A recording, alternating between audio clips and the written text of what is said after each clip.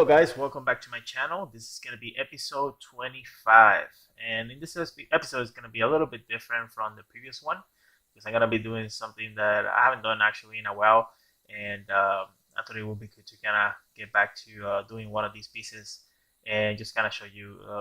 the process of it. I'm going to be doing a card back here, and I'm going to try to uh, mix some, pretty much do a Belmont from Castlevania Cardback here. And I've done a few UI and cardbacks for a few games like Smite and Spellweaver and some other games, but I actually haven't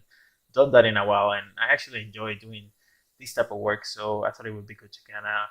make something that I'm familiar with the whole Castlevania, and also do something that I haven't done in a while, just to show you guys my process and how I get these images done. Now for this image, this is going to be a time lapse of the whole process here, but I actually have a detailed process where I actually talk about every single stage of creating this piece, from the gathering of the references to the sketching to the drawing to doing some color variations, and also the whole painting and techniques that I use to create this image. And if you're interested in that, I have a full version of that in my GUMROAD. But if not, please enjoy this time lapse, and I'll see you guys on the next one.